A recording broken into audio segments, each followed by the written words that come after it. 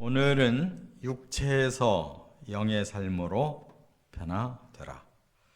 육체에서 영의 삶으로 변화되라. 이런 제목으로 말씀을 참고합니다. 바울은 이제 오늘 3장에 들어서서 이단 사상이 여기 빌립보 교회에도 들어와서 변질시킬 것을 우려하면서 이제 정확한 복음을 다시 일러주고 이단의 사상을 빼낼 수 있도록 이렇게 교훈을 주고 있어요. 그것을 지금 오늘 본문의 단어에서는 이 육체와 영을 이렇게 비교하고 있는 그런 형식으로 말씀을 상고하고, 다음 시간에는 땅과 하늘을 비교해서 이렇게 설명하는 말씀으로 가르쳐주고 있어요. 오늘 본문에 이제 육체와 영을 어떤 의미로 썼느냐가 중요해요. 이 육체는 이 몸뚱아리를 말하는 게 아닙니다. 우리 몸뚱아리는 우리 안에 있는 이 자아, 우리의 지정의가 우리 몸을 움직이고 있어요. 내가 생각하고 느끼고 결단하는 대로 몸은 가는 겁니다. 그것을 육체라고 말하는 게 아니에요. 그래서 이 신약 성경에서 육체라고 할 때에는 진짜 몸도 말하는 경우가 있지만, 이 샤륵스라고 하는 이 단어는 영의 반대, 말하자면 우리 자아, 내가 나의 주인이 돼가지고 나의 죄성을 가지고 살려고 하는 나. 결국 죄인이 아무리 열심히 잘 살아보려고 한다 할지라도 우리 자아가 근본적으로 고장이 나 있어요. 죄가 들어와가지고 죄성이 있는 한 올바르게 못 사는 거예요. 그래서 이런 삶은 이제 버려야 된다는 거예요. 그 다음에 영적인 삶으로 바뀌어야 된다고 그랬는데, 영도 정확하게 말한다면 그리스도의 영, 하나님의 영, 성령이야만 되는 거예요. 거기 악령도 있으니까 무조건 영의 세계라고 다가 아니에요. 근데 오늘은 이제 바로 하나님, 그리스도, 성령이 이끄는 그런 영적인 삶을 말하는 거라는 말이에요. 거기에서는 뭐가 차이가 있어요? 죄와 의의 차이가 있는 거예요. 내가 주인이 돼 살려면 죄인의 삶을 사는 거예요. 하나님이 주인이 돼 살면 내게서 죄가 빠져나가는 거예요. 이렇게 변화가 돼야 된다는 거예요. 이게 삶으로 나타나야 된다는 거예요. 그러니까 우리는 매사 생각하잖아요. 매사 행동하잖아요. 그것이 내 생각이 아니라 하나님 생각으로, 내 행위가 아니라 성령이 이끄는 행위로 바뀌어져야 된다는 거예요. 그래야 사람이 자꾸 변화가 되는 거예요. 이거 알지만 이게 잘 안 돼요. 우리도 모르는 사이에 본능적으로 내 자아가 나를 끌고 가고 있어요. 그래서 끊임없이 우리는 영의 생각, 영이 이끄는 그 힘에 의해 움직여 가려고 최선을 다해야 된다 그 말이에요. 자, 그래서 오늘 본문 세 가지로 과정을 이제 나눕니다. 첫째, 4절부터 6절을 먼저 상고해야 되는데, 육체의 삶을 말씀하고 있어요. 우리가 이제 가졌던 그 삶은 육체의 삶이라는 거예요. 그래서 여기 보니까 그런 사람은 자기 육체를 신뢰한다. 자기 자아가 주인이에요. 나라는 이 주인이 아주 너무 강하게 살려고 애를 쓰고 있기 때문에 이게 우리를 자꾸 엉뚱한 데로 끌고 가는 거예요. 그래서 사도 바울이 자기의 예를 들어서 이렇게, 나도 예수 믿기 전에 누구보다도 내 육체를 신뢰했다. 자기 자신을 굉장히 아주 훌륭한 사람으로 생각하고 자기 생각대로 열심히 살았다는 거예요. 그러면서 자기도 그 육체가 누구보다도 자랑할 만한 육체를 가지고 있었다라고 여기 5절부터 말하는데, 8일 만에 할례를 받았다. 이 말은 이게 굉장한 프라이드예요. 창세기 17장에 보면 아브라함을 하나님 부르시고 내가 너에게 언약을 줬으므로 너의 자손 모두가 다 내 언약 백성으로 내가 받아들였다. 그 표식을 주겠다. 할례를 행해라. 그래서 아브라함의 모든 자손에게 할례를 줌으로써 하나님의 언약 백성이라는 표식을 준 거예요. 그거를 8일 만에 하라고 하나님 명령하셔서 사도행전 창세기 17장에서 그 아브라함에게 명령이 임하고 그 자손부터 그게 시행된 거예요.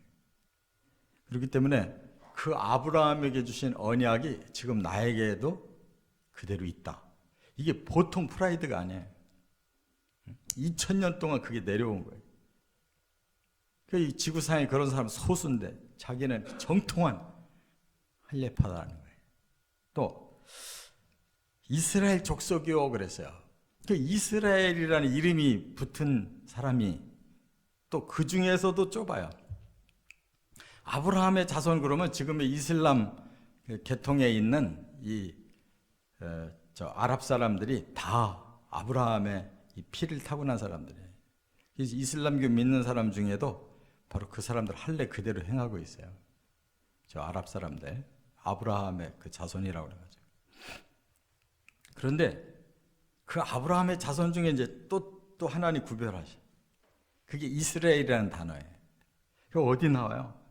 바로 창세기 32장에 야곱이 그냥 강 건너 갔다가는 형한테 죽을 것 같으니까 마지막 하나님과 씨름을 하잖아요.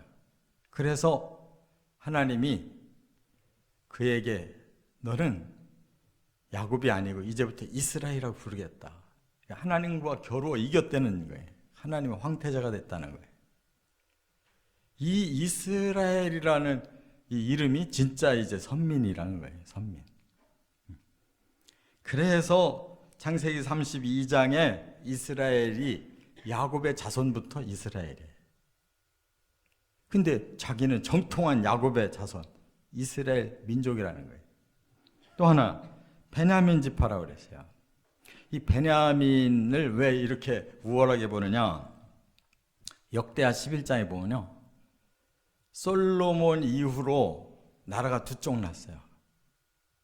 솔로몬의 아들 르호보암이 그대로 정통성을 지키는데 그 열지파가 떨어져 나가서 북이스라엘을 다시 세워요. 그리고 이 정통한 지파는 유다 지파와 베냐민 지파만 뭉쳐서 그대로 그 언약 백성으로 내려온 거예요. 북이스라엘은 다 우상 섬기고 처음부터. 그래서 제껴져 버렸어요. 일찌감치 아수르에게 멸망당하고 민족이 섞여버렸어요. 그게 사마리아 지역 사람들이에요. 그러니까 바울이 살고 있던 그 시대에도 그 전통이 그대로 내려와서 사마리아 지역 사람들은 그 열지파 후손들인데 이방인과 섞여서 이스라엘 선민이 아니라는 거예요. 근데 지금 이 바울은 나는 정통한 유다와 베냐민 지파 사람이기 때문에 나는 정통한 언약 백성 후손이라는 거예요. 이게 얼마나 대단한 자부심인지 몰라요. 그래서 사마리아 사람들은 유대인들은 거들떠보지도 않아요. 그 다음에 히브리인 중에 히브리인이다 그랬는데 이 말은 또 아브라함에게서부터 시작된 말이에요. 그 창세기 14장에 보면 아브라함을 보고 히브리 사람이다 이렇게 지목을 해요. 그래서 이 히브리인이라는 것이 하나님께서 선택해서 그를 강을 건너 이 땅으로 이끌어왔다는 거예요. 그러니까 이 가나안 땅에 들어온 사람들 바로 하나님이 선택해서 저 강을 건너서 여기로 이끌어온 하나님 선민이라는 거예요. 그래서 히브리인 중에 히브리인이다. 그러니까 사도 바울은 신분적으로 보면 가장 정통한 지파 사람이에요. 거기다가 율법으로는 바리새인이었다. 이게 중간 시대가 되니까 이스라엘이 다 망했는데 중간 시대가 되니까 바로 두 파벌이 주도권을 잡아요. 하나는 사두개파, 하나는 바리새파. 사두개파는 제사장 출신 그 권위를 이끌어 오는데 바리새파는 이 말씀, 선지자들의 그 후예들, 그 권위를 잇고 내려온 거예요. 그래서 바리새인들은 제일 강한 프라이드가 있어요. 우리는 하나님 말씀의 정통성을 이은 사람이다. 선지자들의 후예다. 이래가지고 지금 바리새파 사람들이 계속 예수님을 걸고 넘어진 것이 자기들이 말씀 가졌기 때문에 보니까 네가 이단이다 막 이렇게 정죄한 거예요. 지금 그 사도 바울도 그래서 그 스데반 집사 죽이는데 앞장선 사람이고, 사도행전 9장에 보면 그냥 남은 그리스도인들이 외국에도 살고 있다 그러니까 거기까지 쫓아간 거예요. 담에색에서 바울이 꼬꾸라졌잖아요. 이와 같이 그들은 율법에 대해서 아주 프라이드가 강해. 바리새파 열심으로는 교회를 박해했다. 사도행전 9장에 나오잖아요. 율법의 의로는 흠이 없는 자다. 하나님의 선민은 율법을 받았는데 모세를 통해서 그 율법으로 자기는 의로운 자라고 인정받았다. 그거예요. 그만큼 막 율법을 철저히 지키려고 그 당대 율법 학자 중에 최고의 스승인 가말리엘에게 유학 와가지고 공부한 사람이에요. 세상에 이런 정통한 사람이 어디 있어요? 다 보면 뭔가 격가지가 좀 문제가 있지. 이렇게 모든 걸 훑어봐도 완벽한 사도 바울. 그런데 그것이 아무 쓸모 없는 것을 붙잡았다 그 말이에요. 이렇게 우리 사람들은 자기 중심에 이런 세상에서 뭔가를 드러낼 이거를 굉장히 따져가지고 나는 어디 출신이다, 나는 어느 학교 출신이다, 뭐 나는 뭐다 하고 계속 자기 자랑하려고 하잖아요.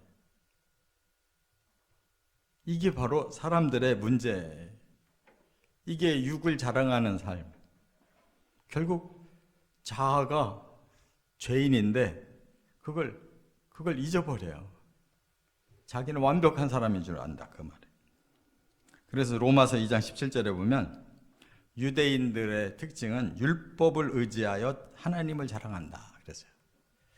이와 같이 자기들은 율법 가져서 뭐 하나님의 직통이라고 이렇게 자랑한다는 거예요.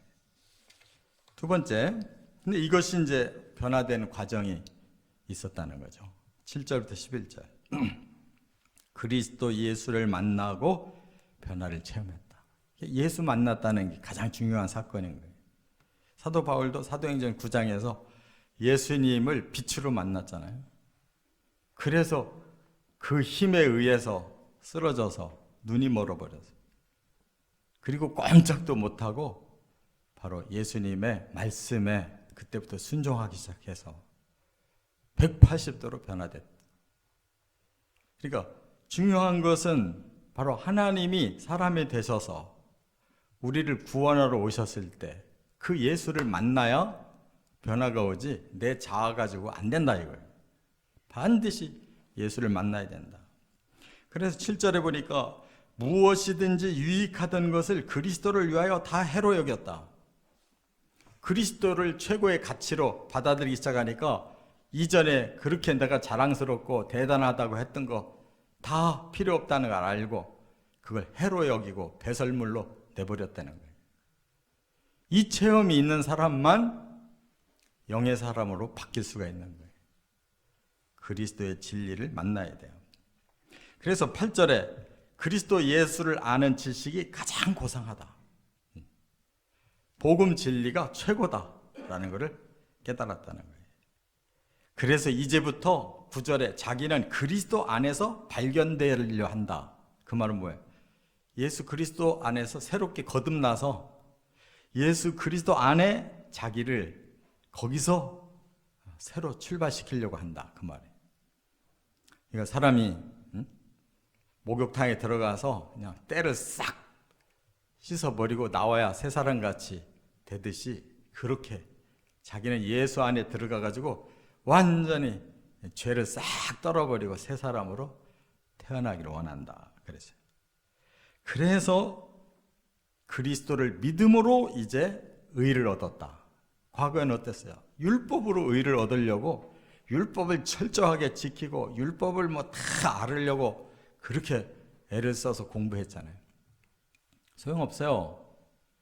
율법을 아는 것뿐이지 율법을 행할 능력이 없어요. 그리스도의 십자가를 통해서 죄를 다 용서받아서 우리가 의로운 사람으로 하나님의 사람으로 인정된 것, 이것이 변화의 출발이에요. 그리고 그리스도의 십자가 부활에 참여하기를 원한다. 그리스도의 핵심 진리가 십자가와 부활이다라는 걸 알고 나는 거기까지 들어가겠다 그랬어요. 이게 변화의 과정입니다. 여기까지 믿고 기다려야 변화된 사람이에요. 그 다음에 그럼 어떻게 사느냐? 이제 거꾸로 다시 1절부터 돌아오면 1절부터 3절의 세 번째 영의 삶을 소개하고 있어요. 영의 삶이 뭐냐? 1절 주 안에서 기뻐하는 삶이다. 기준이 주께 있어요. 기준이 주님이 기뻐하는 삶만 내 기쁨이라는 거예요. 기준이 딱 정해져 있어요. 이전에 내가 기뻤던 거 그건 다 버리는 거예요. 예수님이 기뻐할 거 그걸 내 기쁨으로 받아들여요. 가치관이 바뀌었다는 거죠. 예전에 내 육적인 삶이 내게 기쁨이 돼가지고 그걸 추구했는데 예수님 믿고 나니까 가치관이 바뀌어가지고 그런 거는 내 기쁨 아니다. 예수님이 기뻐하는 일, 그게 내 기쁨이다라고 바뀐다는 거예요.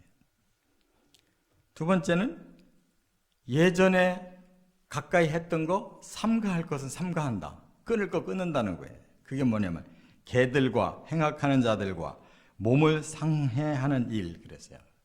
몸을 상해한다는 말이 할례를 행한다는 뜻이에요. 할례. 포경수술 했다는 거예요.